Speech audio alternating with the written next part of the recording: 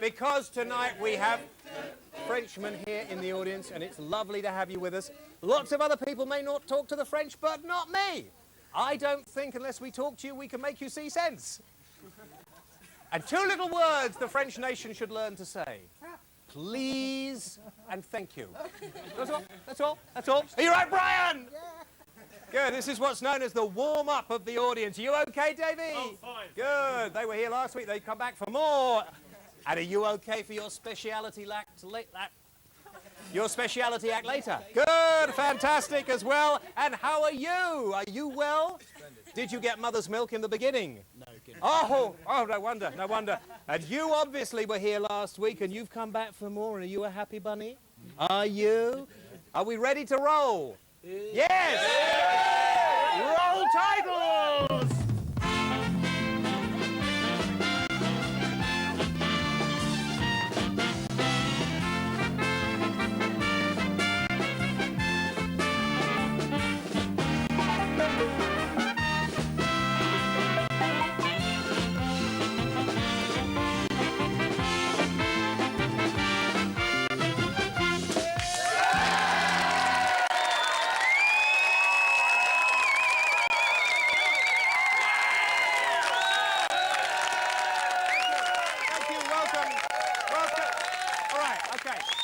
Okay, the warm-up was good, obviously. Welcome to the show. A warm night in Prospect. We finished last night. We ran out of time last week, whatever. Seems like only yesterday, funnily enough. Last week with Beryl on a hot wire doing Mike Mansfield, who you've probably seen on Cue the Music, who in his second job looks after the sharp there. Does that look like him? Does that look? It does. Hang on. This looks more like him, doesn't it? Hey. Hey! Thank you very much indeed. Now welcome the lady everybody's tuned in to see. Here's Kooki! Yeah!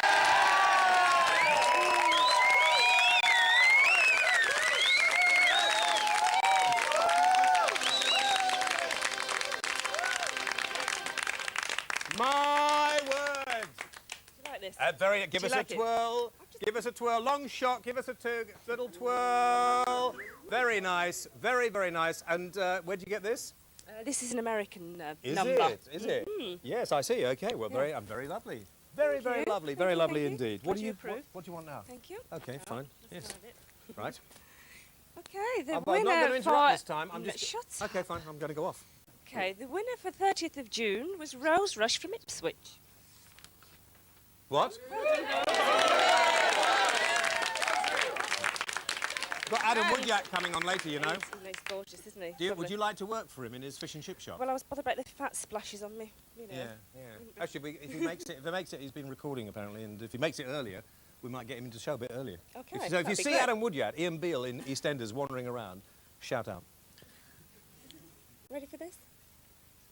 It's Mike's on. What? Michael's complaining that we're not saying anything, so I thought we'd... Okay, other than that, we're not mentioning him again on this show because it gets a bit much. Okay. The question, into the story. Okay, darling. Yeah. What is the name of the pub in the TV series EastEnders known as? Is it A, Queen Vic, B, King Dick, or C, Prince Willie? 0891 48 49 50. The lines are open till midnight on Sunday. Ring us and you could win that fantastic holiday for two people in a warm climate.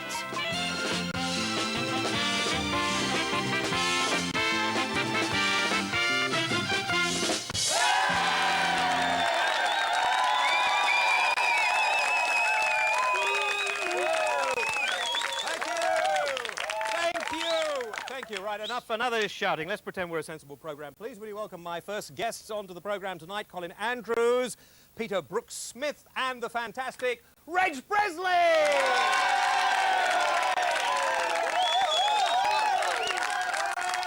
Okay, we're going to go into a rendition of the Trogs hits a little later. Wild Thing! Thank you, that's enough. I still remember. I know, it's amazing. It's amazing. And of course, Reg, the most successful person for not having performed one of his own songs on a film. And I suppose when Wet Wet Wet were sort of young, in twinkle in their mum and dad's eyes, you were actually on stage doing it, weren't you? That's right. We were doing it on stage. And in What the are dressing you room. on about? Yes, and in the dressing room, I suppose, as well. I know what that was like back in the 60s. I've heard. Anyway, Rich, we're not talking about that tonight. What we're talking about tonight, few weeks ago, a week or so ago, you may well have seen a documentary on Channel 4 about an alien that was dissected. Well, maybe actually I should talk to Peter first of all, because Peter, you've looked at this as well. I looked at it. And quite frank, I mean, I wasn't actually convinced this was a being from another planet. I don't know why. I mean, we saw the eyeballs being taken out, the brain cut out and everything else, but I still didn't feel it was right. Tell me about the film. I didn't believe, well, I don't know whether the body is a model, some mutation that died and somebody borrowed, or it's a real alien. You can't tell that from the film. You just can't tell. If it's a recent... This is actually, while we're talking, look, we've got the picture up there. That's it. It's been in the papers. It's quite gruesome, that particular, but go on, tell me. If the film is a recent fake, Yeah. which I would lay my money on, then there's nothing that a special effects man couldn't do that you saw in the film. But they said they've taken the film and had it authenticated. That it was taken in 1945. Yeah. 47. 47. Right. Well, all that you know is that the film stock on which the film is actually shot is from 1947. That doesn't mean to say that the images on it are of that vintage. Do you want to believe this? You presumably, Peter, I mean, you're the former editor of The Unexplained and the author of UFO. You want to, I mean, I believe vehemently there must be life on other planets. There can't not be. Somewhere out there probably is, yeah. But couldn't, the whole thing is that this, and we've got a few other, we might flash the picture up again, and of course the whole thing is that they're selling the video of this film now, and we're all talking about it and explain, but everyone's going to go out and buy it. Somebody's counting up Yeah, some dollar yeah. signs. But could it be? Could it be real? Yes. There's nothing in the film to tell you that the alien body isn't real. My doubts arise about the way that the thing is actually filmed. I don't know enough about pathology to know whether that is actually the way that a pathologist would start chopping up a body, for example. But I find it very strange that there is only one handheld camera that is not always in focus, recording this what ought to be earth-shattering event. I would have said that if it was going to be done properly, it would be done with at least 4 cameras shooting every angle, probably a surgical artist, and certainly a stills man. Then the set is very curious. You have this kind of schoolroom clock that says 10 past 10, 20 past 10, 20 to 11. Just happened to be on the wall. Just happened to be on the wall. There's a safe in the corner, a Presumably. half-open safe. Can I just finish the point?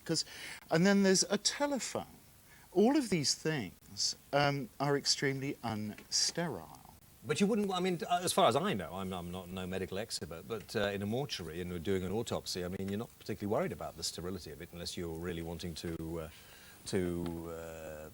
keep bugs or whatever it might be. Mind you, that's a point, I suppose. But the point is, this thing has come from outer space. You don't know that it isn't going to do a John Hurt on you and spring out and mess up your breakfast cereal, yes. do you? Now, that's a very good point. I mean, the washing up after that is really unpleasant. Colin, let me just bring in, before we go to that, let me bring in Colin, because time will, of course, will rush out before we finish. Colin, you are the co-author of the Crop Circle Bible Circular Evidence. Do you believe, I mean, you want to believe it. I don't want to believe actually anything. I'm a researcher, I'm a whole-time researcher. Reg Presley, you know, is a close friend of mine. I'll introduce Reg in a few minutes. It's my programme. Oh, sure. You get on and answer the question I've asked you. No, I'm going to. Right. I'm absolutely going to. You're thinking for things to say. You're fighting for time. No, Now, I'm come on, not. Get to the point. Not at all. Right. As far as the material is concerned, I've seen all of the footage, which I don't believe anybody in the studio has, apart from Reg Presley, is what I was going to say. We are looking here at, clearly in my opinion, a body. Now, in the opinion of this government's leading forensic pathologist, Dr. Milroy in Sheffield University, he believes that too. I've sat through the whole footage with other medical experts. They believe that too. If this is a point in that case, why have we not got more people talking about it more seriously? Reg, let's come on to Reg. Here in his guise as a person who's you put a lot of money, there's no secret about that. You put, what, almost £1 million into researching all this? No way. You believe the publicity, don't you? I just quoting what I read. You didn't put any money into it, Reg, probably did you? actually believe our government as well. But no, the thing is, most people have seen just one alien, and they've seen one alien cut up. In actual fact, there are two aliens. So whoever hoaxed the first one had to hoax a sister, because they're both female. But why haven't we seen more on the film? Why haven't we seen what there must have been some sort of clothing on them when they got them. There must have been something else. Well, if you're dead, you're doing an autopsy. You don't wear clothes. But maybe earlier they had clothes on, but you don't do that when you're doing an autopsy. Why are you so keen to find out? I mean, presumably beings from another world are far more advanced I than just us, want and to they know the truth. I want Why? to know the truth because I want to know if we got neighbours. It's a simple thing to find out whether we've got neighbours. Do you think the government know? Oh, yeah, definitely. Why won't they tell the rest of the world if they know? Started out in 1947 that they were a bit scared of our reaction. I think that they've been weaning us on science fiction for the last 50 years, and they are now ready to come up with something. Peter? Well, they've been weaning us on science fiction since about 1905, and the War of the Worlds and all of that. 39. I don't think that's a particularly special argument. No. But there's nothing, I think, particularly special about the second film. In fact, the second film, from what I hear about it, is even less plausible than this one, because going back to the sterile environment, I was going to say that unless they're going to torch everything in which they did this particular autopsy, you wouldn't have all these telephones and safes and things like that. Now, the first film, as I understand it, has these people standing around cutting up an alien body in a tent, That's with the first oil one. lamps. That's How the the first hell one. do you see what you're doing? There What are are we three then. If what you are we believe so the scared first for? one, there's three aliens. Fine. I don't mind how many aliens there are. I don't even mind if one were to walk in and shake hands with us now, because I don't have a problem about that. No. What I have a problem about is the details in these films, which keep suggesting to me that somebody is setting it up. And they seem to have Why- left clues so that you can have What has a clock got to do a with giggle. an alien? It's got a lot to do with an autopsy and what may be the result of that autopsy. The clock said 6 minutes past 10, not 10 past, like everybody's told everybody. But let's forget about these little... That's what I mean. You suggest the clock Let's in forget there. about this. Let's try and dig up, because, Reg, there must be a reason. Why are you so concerned? And a number of other people, a lot of people, really want this proof. They want to know. These beings would let us know, surely, whatever governments think, if they wanted us to know they were there. Would they? It all depends how they're getting on with our government. But don't you think that they could, I don't know, their technology must be so advanced, they could sort of freeze government and wrap up the buildings and... They could do, but maybe they're about 20 million years in advance of us, and they're not into actually making us do what they want to do. Maybe they're just looking at us to find out what we do. How... You're assuming, again, you see, that there is really any evidence that anybody has come across an alien at all. Well, That is... Roswell certainly have said 500 people at Roswell. 500 people in Roswell have been questioned 40-odd years after the event. Memory is not a videotape. True. That's one thing. bet Some you- of the largest claims are some of the most ridiculous. I bet you For can't even example, remember details the of the local, video. The local You only saw mortician... that yesterday. Is Well, that's hang the on, point hang on I'm just a minute. making. Okay, That's the- right. The thing is, though, is this an important video? I think it's going to be. I would say that I'm, at the moment, I'm 90% sure that this is a true video. 90%. There's just a few little jigsaw puzzles just to put in there. What But I about- think we'll learn that Okay. later. But what given about the time. people, Reg? Final question. The debate will carry on, I'm sure. But final question. People have been sort of putting you up and writing about you in the papers in a way, you know, there's poor old Reg, he's got a few bob, he's gone a bit cranky now. It's all that loud rock and roll when he was younger. I Do you- don't I mean, need do you this think- kind of publicity. Do you think that they're doing that to kind of spread misinformation, would you say? Oh, they could be doing anything. I'm purely selfish. I want to know what's going down. But I'm not going to keep it to myself. I'm going to tell the world what I find out. Reg, Colin and Peter, thank you very much indeed. We will have to look more closely. Thank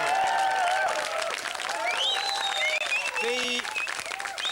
The interesting thing is when you look out of your window on a clear night and you look at those thousands and thousands and thousands of stars out there and all the other planets around those stars, what is out there? I mean, we're all fascinated, let's be honest.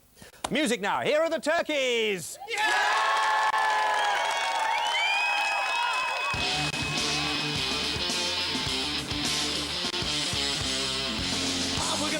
warn all perpetrators.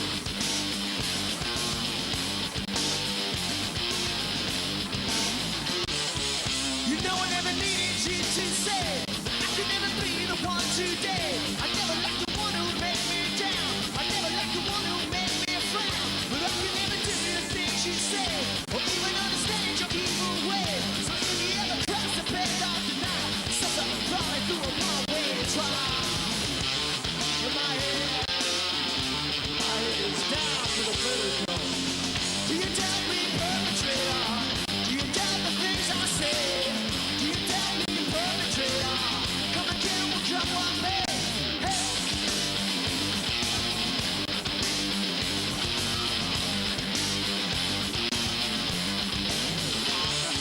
You know I never see the things you see.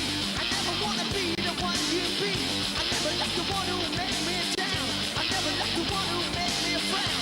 But I can never do the things you say, or even understand your evil way. If you ever cross the path that night, somebody probably be a one-way drive.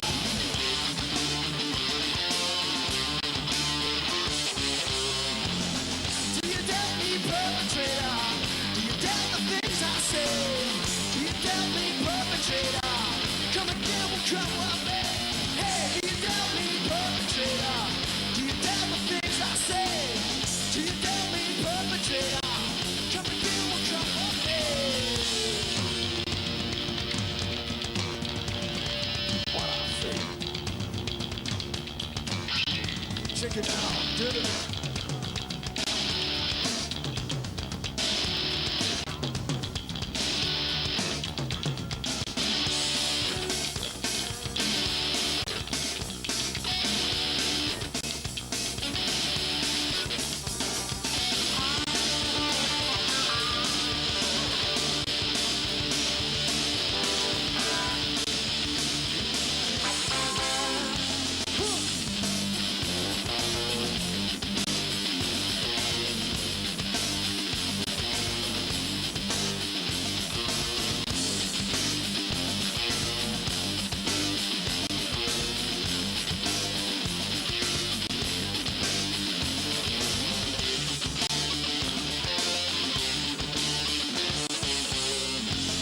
Do you doubt me, perpetrator?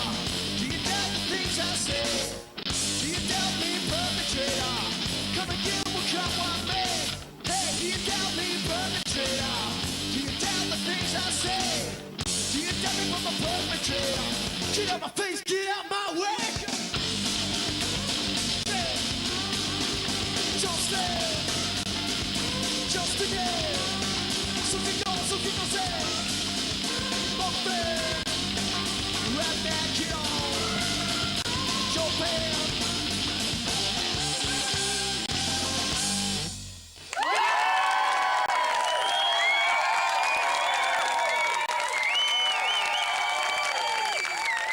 Enjoyed that? They were great. Those are the Turkeys. New band. We haven't had them on the show before. I haven't heard of them before, I have to tell you, but I think we'll be hearing a lot more of them. You should get them back. Yeah, the Turkeys, and that was called The Perpetrator. Well, do you produce now or not? No, no. Oh, well, just a thought, just a thought. Before the break, don't forget, what is the name of the pub in the TV series The EastEnders? Is it known as the Queen Vic, the King Dick, the Prince Willie? Call us on 0891 48 49 50. You could win the holiday in the sun. It's abroad, not in this country.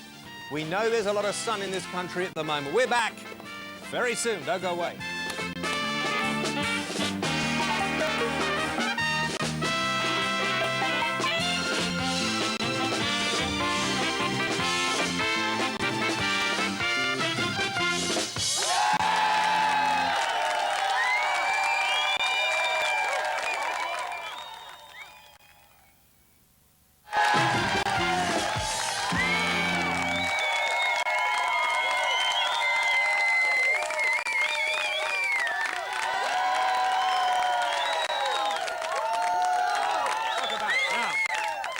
Thank you very much indeed. I know you're having a good time. Just tell them, my friends at home here, over here, just tell them you're having a nice time. Tell them you're having a nice time, isn't it? Yeah, okay. And you behave yourself. You sure? Because you're giving him a very hard time. Now just stop it, all right? Okay, right, let's get on. Rock and roll. Now, please would you welcome Sorry, thank you. Very nice pictures. We have actually over here, our artiste tonight is brilliant. We've been talking UFOs. Was it an alien? Wasn't it an alien? We haven't been able to get hold of a bit of the film. I'd like to get hold of a bit of that film in case you didn't see it on Channel 4. Maybe we can get hold of a bit for next week. We'll see. Anyway, that's good. Right, now my next guest is a man called Spartacus R. I will mention this, he won't like it, but he was connected with a band I used to love in the 70s called Ozibisa, and that's the last we'll talk about it. Because he's moved on from there. We've all moved on, but they were brilliant. And he has written a book. The book is called Violation, and it's about relationships and about the violence that often is in relationships. Not only physical violence, but probably a sort of violence, the mental cruelty and violence that a lot of us perpetrate on people we actually quite like and oftentimes love, which sometimes we're not aware of doing, are we really? No, it is something that is an integral part of our society. The society is based on violence. Yeah. And we are always, every day, suffering forms of violence that is not physical, not kicking, punching, stabbing, shooting and stuff, but very, very destructive. Why did you... Now, Spartacus, I know that you had a problem with violence, and I don't know whether you want to share that with us or not, but that prompted you to write the book. Was that a sort of healing process for yourself? No. It did help. It helped me while I was writing the book. But it was... The reason why I decided to write the book is because I wanted to introduce a different perspective on the so-called domestic violence debate, so that the people out there can have a new way of looking at violence. Not just man being physically violent against woman, but man and woman, group and group, individual and group and individual, groups to groups, nation to nation, being violent in non-physical ways. Do you think that this sort of violence is more destructive many times than physical violence, which perhaps is quicker and over sooner? Well, it is more destructive and it's more difficult to deal with.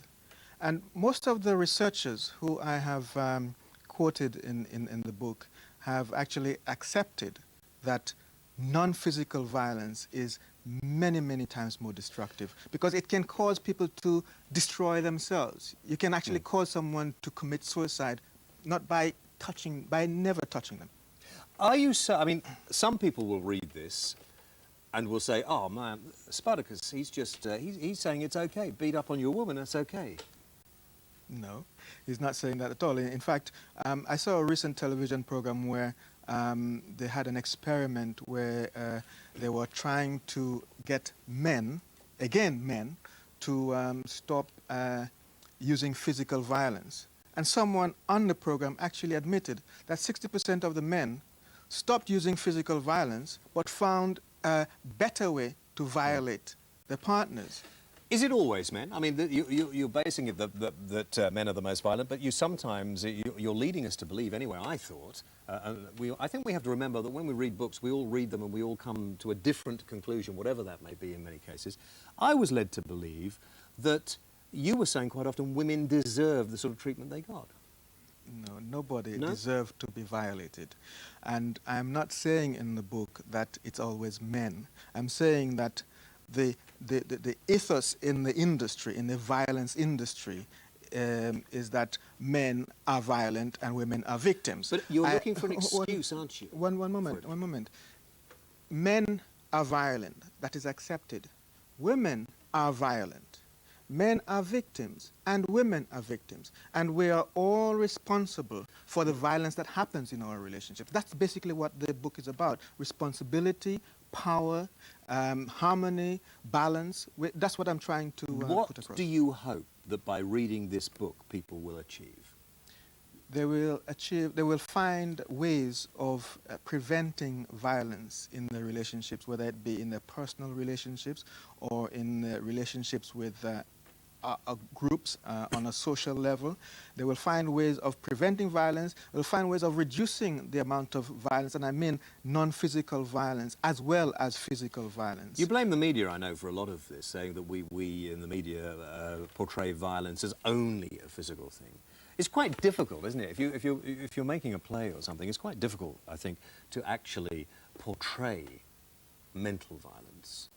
It's difficult, but it is not impossible, because you can show the result of a violence that is social, psychological, spiritual, emotional. You can show the result of it. You can show how a person becomes a wreck, how a person becomes self-destructive because of the violence that is unleashed upon them. Are we all violent? Yes.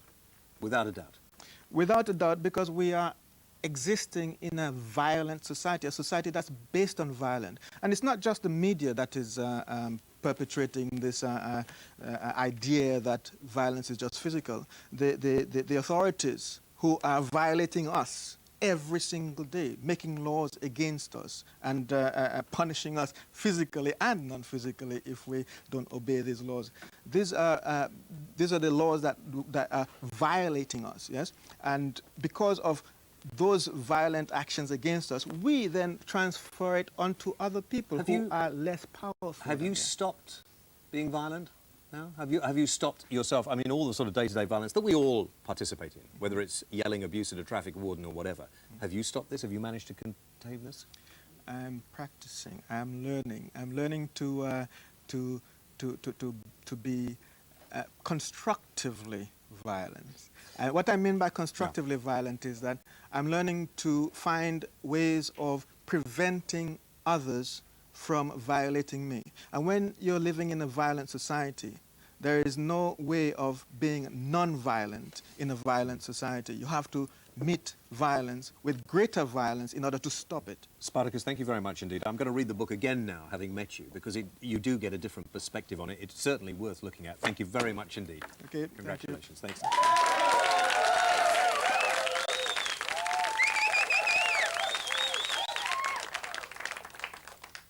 And we're going to change tack completely now, but think about it. I mean, how often today were you violent to somebody, whether it was mentally or physically, or just nasty? Same thing, and maybe that's why we live in the sort of society that we do live in.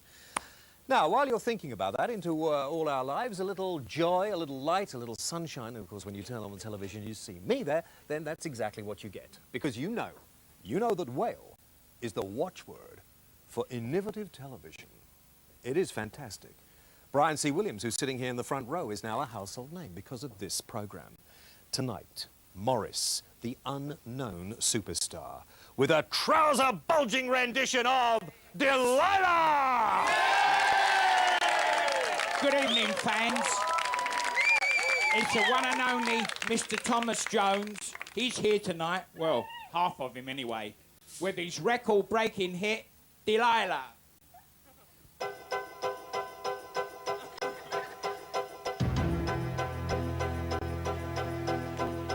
I saw the light on the night that I passed by her window.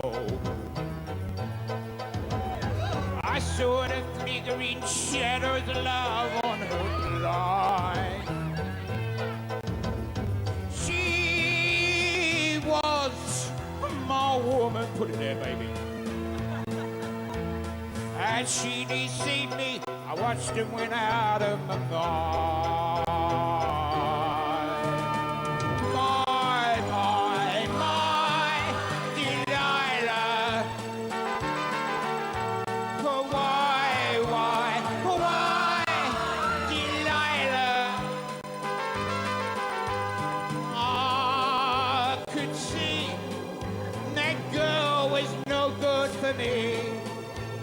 But I was lost like a snake that no man could free.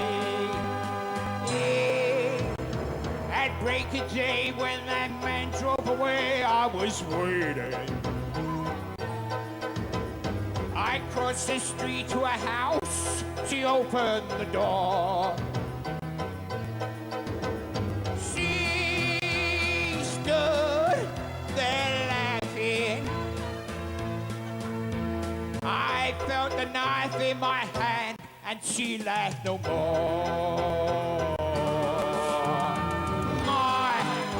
Oh, Delilah. Why, Delilah? So before they come to break down Forgive me, Delilah, I just couldn't take anymore.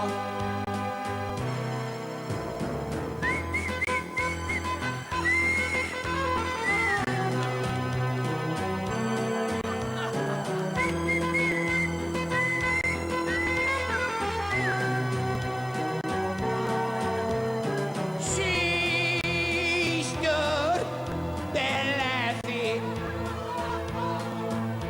and I felt the knife in my hand, and she laughed no more. My own Delilah. Oh, why, Delilah? So, before they come to break down the door, forgive me, Delilah, I just couldn't say anymore. Forgive me, Delilah, I just couldn't take anymore.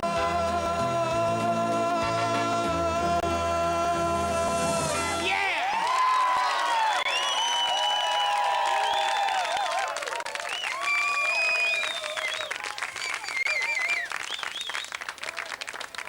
Maurice, the unknown superstar. Maurice, the unknown superstar, and Delilah Morris would have to... What did you think, Brian C. Williams? Very good. Very, very good indeed. You don't think there's a chance of being toppled? Oh, no. No, no. You're a more sophisticated entertainment, really, aren't you? That's right. Yes, yes. Good, OK, that's fine, that's fine. Right, we're doing very well tonight, really, when I think about it. We have managed to get higher shots, better, a higher shot. We've managed to get a major icon onto the... Somebody we're going to bring on now. Everywhere you go, we've had loads of phone calls, we've had loads of letters, we've had teeny boppers and a few girls standing outside the studio screaming to get in. Because we are now going to bring you direct from the Daily Express, the Showbiz editor, Mr. Glitz himself, it's Wiggy!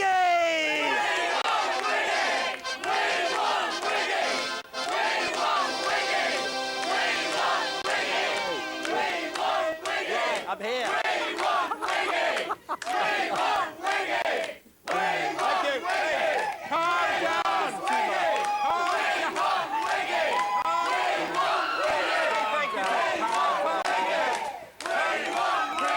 Peace.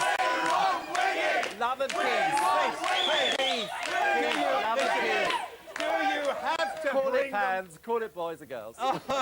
David, Thank you it's for welcome. it's so difficult everywhere you go. Compete with this, Everywhere James. you go. I thought that was a hard enough act to follow, My James. God, yes. Who's nicked Mike Mansfield's wig, for God's sake? David, Good lovely to see you. James. And you. Oh, what are we talking about? I've forgotten now. Where Well, are I we? bring you great news from the West End Theatre. Well, you better take your earrings off. Thanks. Yes. Thanks, yeah.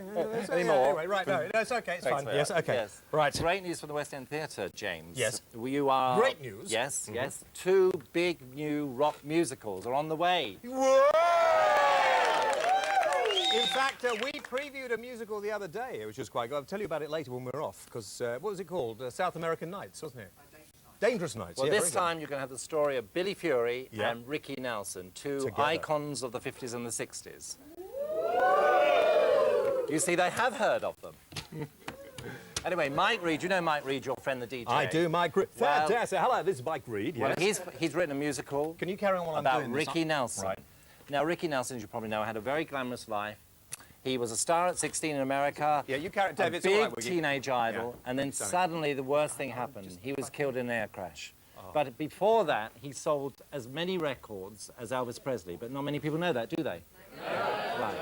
Well, Mike Reid's put together this Yeah, no, I musical, was fine. I lost my pen, and Beth had had it. which Right. Andrew Lloyd Webber is bringing into London, having showcased it at his home last week. Hang Simonton. on. Oh, right, okay. Yes. I mean, they're really, you know, And- just because you're wealthy, having to showcase a musical in your front room because you've got a big front room is a bit off as far as I'm concerned. And a newcomer discovered by Mike Reid again. Yes. Called Richard Sharp. You should look out for him. Really? 20-year-old, marvellous guitarist. Hate him already, actually. Sings, looks like Ricky Nelson, will play the lead. Yeah. He's got it from absolute nowhere. He's got a recording contract already. Do you so like it's an it? Have you seen overnight. it? Have you seen it or It's not? it's fantastic. It's really, really is good. Is it true that people in your position, Wiggy, if I may call you that, David, All my pals do. are really looking for something to have a go at as far as Andrew Lloyd Webber's concerned? They really want to knock him off this pedestal now, and they can't find it. I think you're true there. That's absolutely true what you're saying. But the trouble is, this man is such a success. How do you knock a man who's successful with all these musicals? And of course, he's brought a lot of work into the theatre for people. I mean, all around the world now. I mean, it's a great flag-waving success for Britain. I mean, wherever you go. How much is he worth? Well, apparently, he doesn't have to get up at all. I mean, he doesn't have could to just get up at lie all? in bed and it just trickles in every day, you know. Like Paul McCartney, Well, he's yeah. flying Petula Clark by Concorde just for one rehearsal this week. He's flying Pet Clark in to rehearse and have fittings for Sunset Boulevard. You know she's taken over from Elaine Page for 6 weeks. Have you met him? And then he's flying her back again. Have you met him? Physically met him? Oh, Andrew? Yeah. Oh, yes, several times. Do you know him yes. well? Oh, yes, very, nice? very well. Or is he he's something nasty great, about him that but you no, don't there's like? no, No? no. I know you want to find something nasty, James, but he's very eccentric. But Is then he? geniuses often are eccentric, Yeah, aren't yes, they? yeah. And he has this tremendous gift of writing a song with which the public can identify. It's the melody. I sat at his house in Eaton Square one day, and he was actually putting the finishing touches to Sunset Boulevard. And he asked me what I thought of this. He said, should I play it this way, da-da-da-da-da, or do you think it should go this way? And I chose the second one. And you were right. And he kept it, but I didn't get a royalty. Oh, ladies and gentlemen, the fantastic Mr. David Wigg!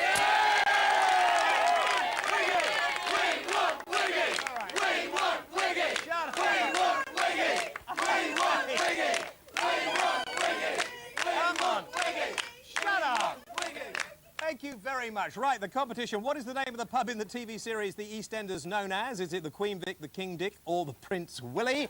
Ian Woodyatt from that very successful soap will be with us soon. And if you want to win the holiday, not necessarily with Ian, but you know, Adam, I should say, I'm getting them all mixed up now. I do that, you know. The number to ring, 0891 48 49 50. And we'll be back very soon.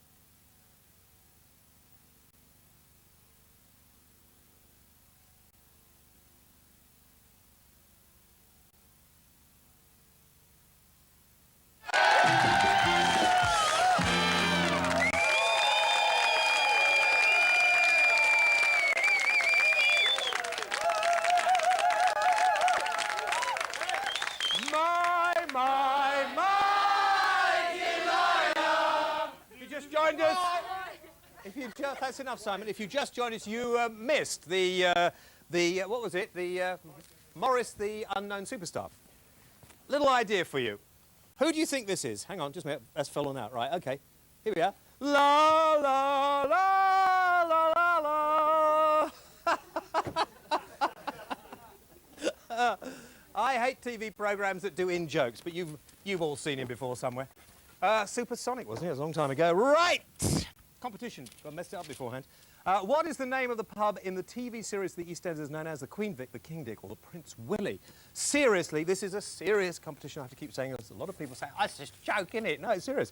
If you know the right answer, ring that number, 0891 48 49 50, and we will be sending 2 people for a week in the Mediterranean or the Canaries. That's all you have to do.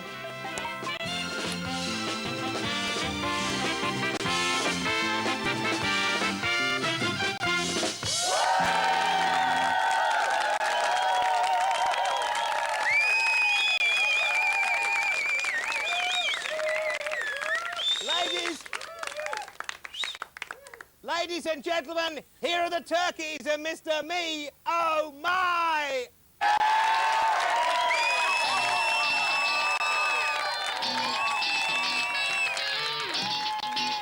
Turkey's coming at you with a funky sound. Hit me.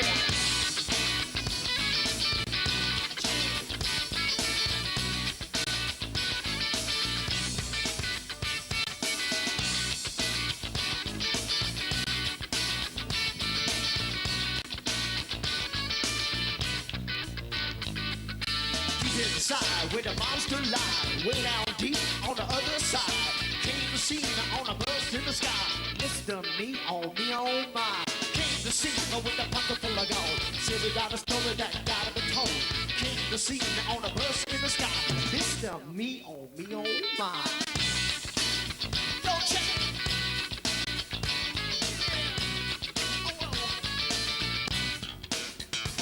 I got all of these kings in my home good. Don't you know that we can't feel it? I was thinking to put me on your lap. It's 'cause me on mine, you can't do without. I'm giving all my heart. There's a feeling in the feeling was all hot. I love and love all the people, but God, I'm hot. I'll check a watermelon with all the pictures.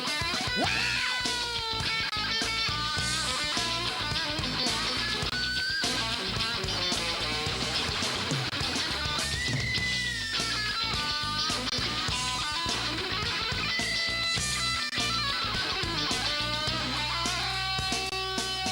You got to believe in my orbit city too. Well, there's a bleeding in my planet out there. So right through when I met a little girl. You bet I met a little dude inside. It's got a wild altitude. Get right what I say. Just keep on. Yeah.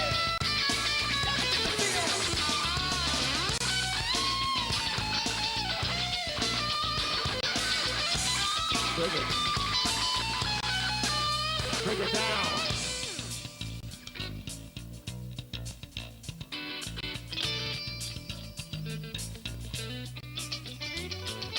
I feel my soul just as Mr. Me on, feeling that I know inside. She makes me go when I feel her. I can see that I be. That's the motive base of a corset. Wow, the people that they get that round and they call. 'Cause now I'm singing my song. I feel real for freedom, said. I believe in my charms, and that's all. And through my heart, I'll say to you, and now I got to go. Yo, play funky for Kooki.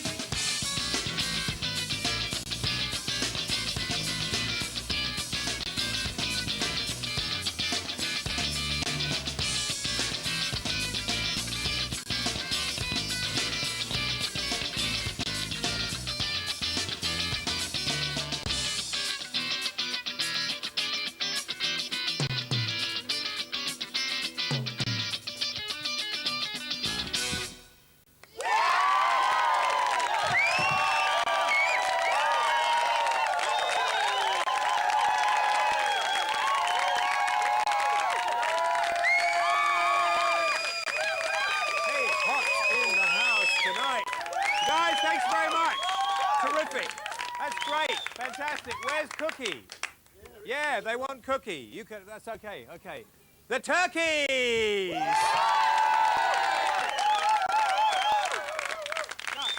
No, they dedicated. Listen, they dedicated that song to you. Okay. Right. All right. They dedicated it to you.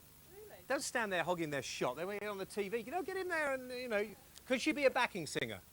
Yeah, okay, fine. Well, did you not want to talk about it first? Okay, fine. Yeah, that's good. That's lovely. That was Mr. Me Oh My. We've got to have these guys back as well. They are great, the turkeys. Okay? Right.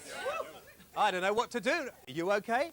Good, fine. I don't know what to do now, really. I think let us bring our star guest on tonight. A man who's having a lot of trouble, some of it self-inflicted. Please, would you welcome Adam Woodyatt, Ian Beale.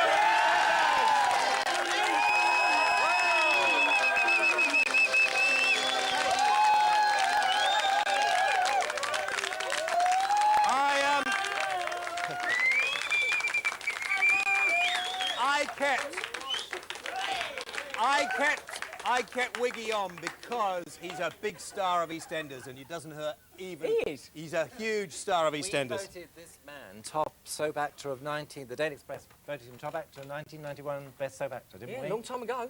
Well, only 91, I mean... See, Adam. Adam, great to have you on the show. Thank you for coming in. I know how... I'm going to do my show business bit now. I know how hard it is to be in a soap opera. A lot of work, 7 days a week sometimes. Some stars, of course, are a bit you know... Aren't Well, they? no, It makes it it's only difficult. 5 days. Is it only 5 days? Yeah, we've sort of done this myth over the years. Oh, but I see. But it's hard work. How long have you been in it now? Because when you first started, you were little, weren't you? And pimply and very young. Oh, have you seen UK Gold? The Rolnex. Yes. Oh. And then the baseball hat and the black leather Oh, you remember jacket. them as well? I do, yeah. That jacket. Sad. What's Yeah, sad? No, Yeah. there's a long story behind that jacket. You filmed one day. You were filming in Petticoat Lane. You won't remember this. I think it was. Yeah, it was. No, we weren't filming EastEnders. Wasn't it? It was. Forget it. Right. Okay. Fine. It was No, something it else. was TVM or something. Yeah, because I just happened to be there and I wondered what you were doing there. I thought you. Yeah, I thought wondered what we were doing I there. thought that was. I was trying to get in. That's right. Yes, I was trying to get into the shot so I could say I've been in EastEnders. Oh. Yeah. What's going to happen with Cindy? I mean, you know, we have to know because she is a cow. What a cow. What was she doing? Well, I can't. Do you want to tell him? Because I don't even know if I should, really. I don't think there's anything in it, though. Well, No. there's always something going on with Cindy, isn't but there? I'd watch... You're so trusting. You are Well, too yeah, trusting. I mean, Too trusting. She's a very loyal Wife. and understanding wife. Yeah, yeah. And you... But you can't like your character, I mean, can you? I hope he's not. It's pretty I wouldn't go out for a drink with him. I actually feel sorry for him, really, because in a certain way there's a lot of underlying... I did this to somebody else and got into trouble. An underlying sadness in the character, isn't there? Yeah, 'Cause he's very misunderstood. Yeah. He's a hard-working, nice bloke who just wants to provide a roof over his wife's Exactly, exactly. Oh, I don't believe that for a minute. The fact that most of his family are trying to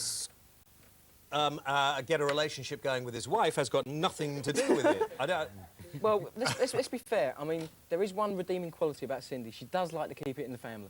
Yes, yes, and I mean, that is important. That is important, isn't it? She's this got a day? track record for it. Family values. Yeah. Family values.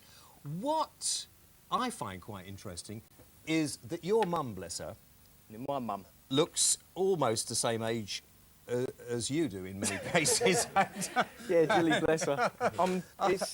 It's actually well, she just had her birthday actually. She's But younger I'm than not. you. No, I'm no, not going to tell you which birthday it is. Come on, Wiggy, how would an entertainment editor get this out of a star? Oh, I would have checked our in cuttings beforehand. What, you In our cheating. files. Oh, we would have you? files on these people. You see, we Even put their them away. birthdays? Oh, yes, I'm afraid so.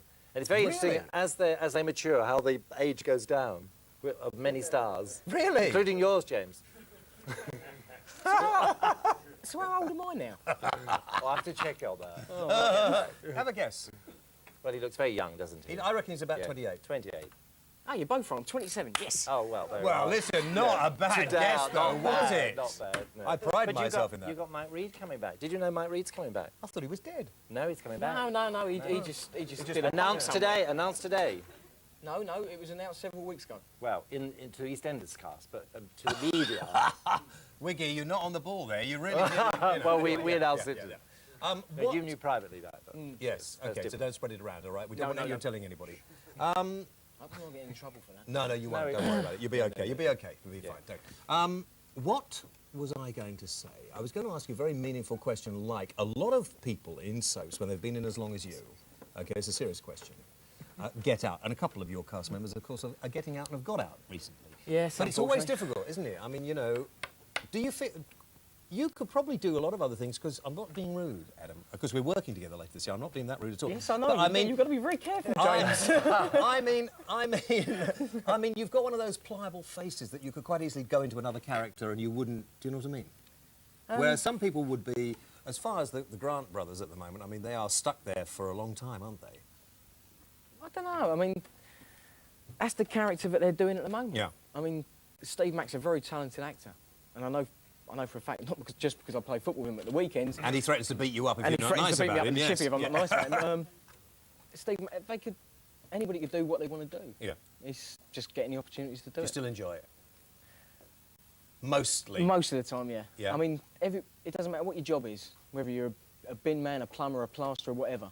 You're going to have a week when you think, oh, God, I've had enough of this. Uh-huh. And it's the same with our game. I mean, at 27, you've been in presumably what's a reasonably very well-paid job for a long time now. Since I was 9. Since you were 9. Yeah. He has gone back. He has gone back. Listen, we're finishing. We're gonna do pantomime later on this year. Yes, we are. So come back and talk about it nearer the Is time. it too early for the plug? Yeah, I think so. Oh, fair I think so. We'll do it later on. Ladies and gentlemen, Adam Woodyatt. Thank you. Hey. It's a tradition. It's a tradition on this show. It's a tradition on the show. We go and pick a girl in the audience to go out with. Come on, guys. All right. Okay. Okay.